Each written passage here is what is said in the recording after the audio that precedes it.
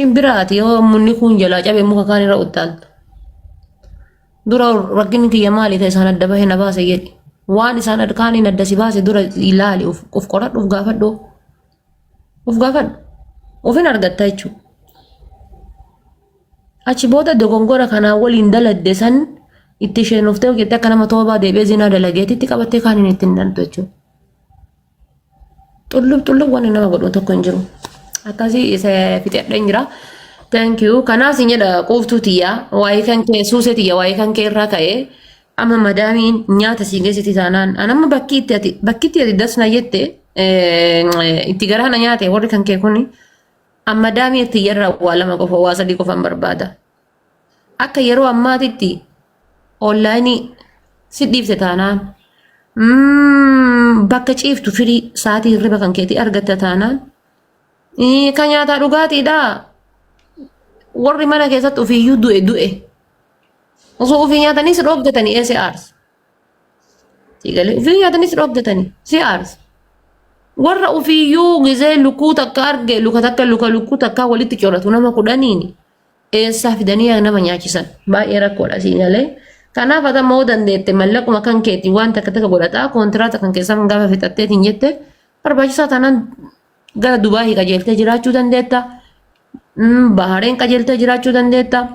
Beerut qajeeltee jiraachuu dandeessa. Warri mana keessaa maatiin nyaata hin qabne baay'ee rakkoodha. Nama manni akkasii na qunnamee jira.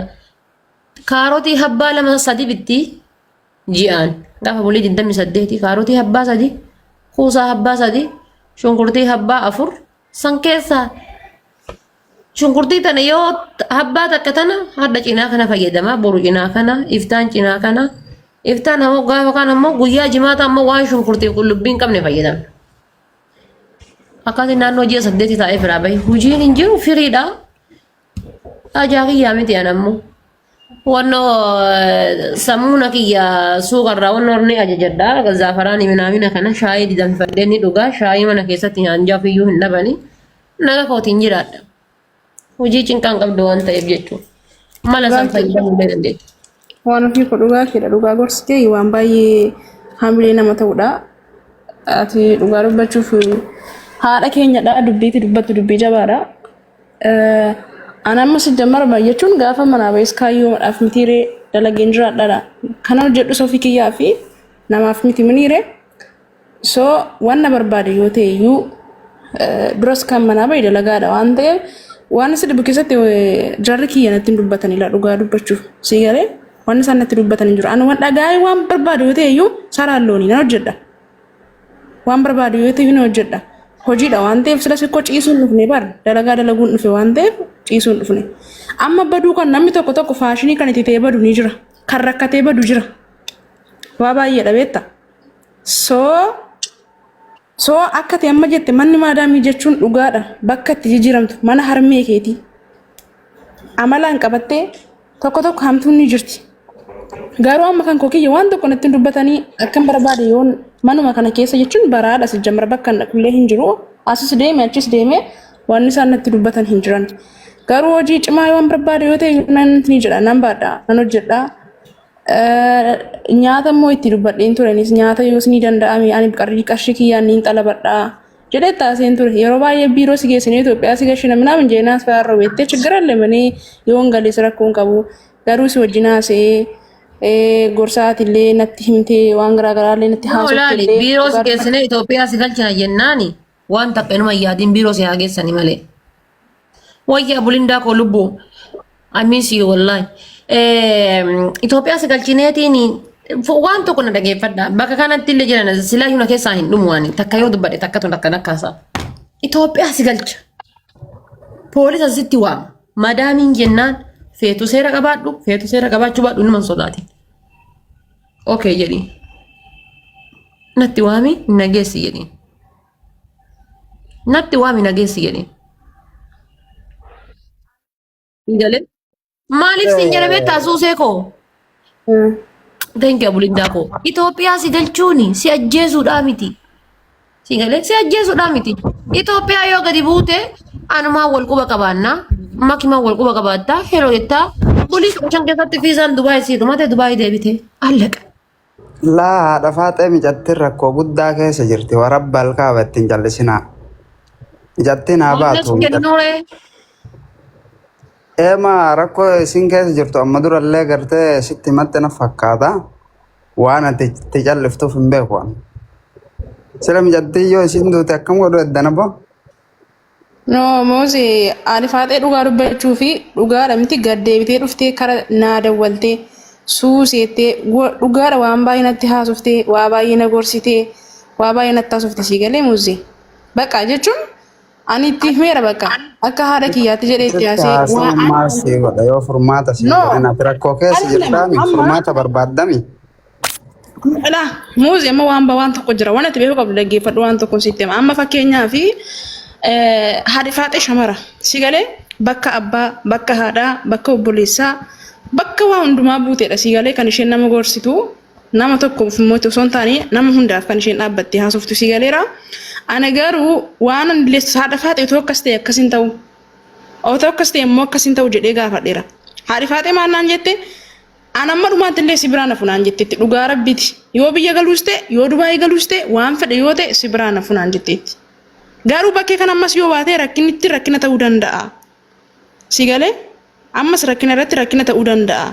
Garuu naan gala yoo jedhaniin margaa dhuguma shiroo jedhaniin shiroon nu dokkee mi'a Saayiliin baadiyyaa bardas nama jaabar garuu. شنو بيتك؟ شنو ده لكم بيتي بيتك والله shiroon maal شنو ده؟ Waxii shiroo dokkee. waan moo yaa rabbitti kennee deesse والله anuma marqa akkasitti hin feene malee bayisa mara ني والله كده شنو يا ربي كلمة تكنت itti kenne wallaahi ما شاء الله ما شاء الله أبو بكر أنا ليه في المولين تاني إن شاء الله hin fuune isa وأنا ولا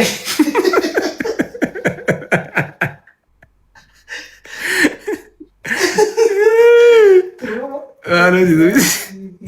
يا ربي يا Rabbi Eh? Dokkee isaanii barreessaa jiran. Ay shiroon maali jennaan haa gaayis. Lama qabdii maqaa lama qabdii. Shiroo dokkee jette maa isin dokke shiroo jettanii maali kana maqaa isaanitti marqaan shiroo jedhanii Marqallee numa jedhama. garuu shiroo jettanii wallaahi saddeen shiroo jedhee waamaan. Karaa baadiyyaa kanatti shuuroo jedhamti. ግን marqaan jennaan nuti anamma gaayis akkasuma miti yoo dogongorillee gaana sirreessa. No marqa shiroo miti wallaahi saddeen gisee baay'ee shiroo nyaanna jedha marqaan. Shuroo fi shuuroo walad ibsaayee shuroo osoo hin ta'e shuuroo jedhama marqaadhaan. Marqallee ni jaama.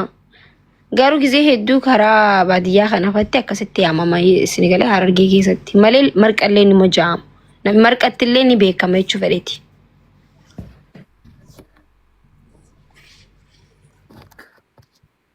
Marqa nu marqumaan beena shiroo dokkeen beena. Waxii shiroo waxiidha ta'e waxii sana. أنا قرأت له ما قرأت مقيبتني ما قرأت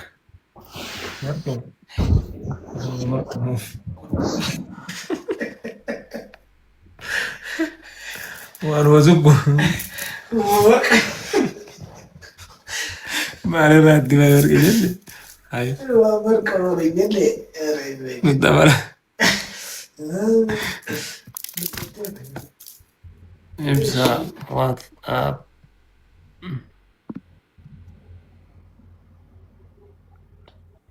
wayye jundi WhatsApp bro akkam nagaa ishi yaa makfiraati Ooy ati fayyaa naa qabdo fi nagaa wallahi yaada kee malee. jiruu jireenyi kee Bareedaa nagaa. fageenya na dhoowwee malee si yaaduun dhiisne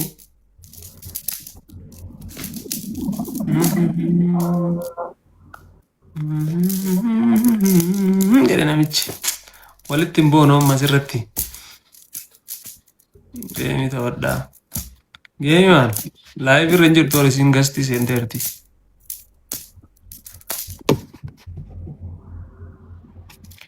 Yaaddeeree saayaa jaartii xiyyaa akkamitti yaadne bannaata.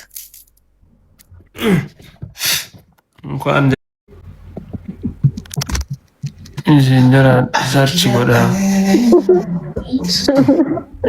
Mary ummataaf fiddu malee jeenitti dhufee bar.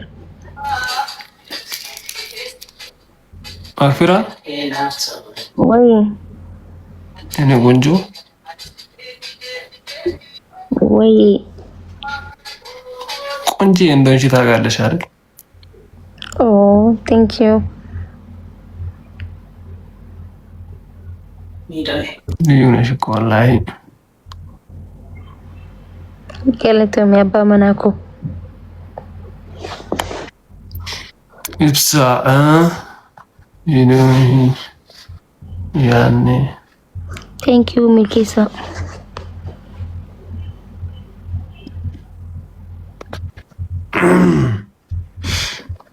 yaa maqfiraa waa yaadadhayyuu asiini waan kitaabaa tokko si jedhe san akkam chaalenjii san accept godhumu Dura uummatatti xiqqishoo himnuufi yoo isaan isin gargaaran hin ja'an. Sanuu yeroo duraatii fi hojii duraatii nuuf si galee. guys chaalenjii wayii duu kennamuuf isin galee kitaaba Oroobuk jedhamu wayii jira. Kitaabni suni aappii irratti kitaaban Oromoo aappii kitaaban Oromoo hunduma qabateedha. Hunduma isaayyuu aappii san keessatti jechuudha. Kitaaba barbaadan dubbisuu barbaadan yookiin yoo dubbisuus hin barbaanne dubbisa isin warroon hin jaalanne jira sagaleedhaan caqasuu dandeettan aappii san qofa buufattanii. Ana aappichi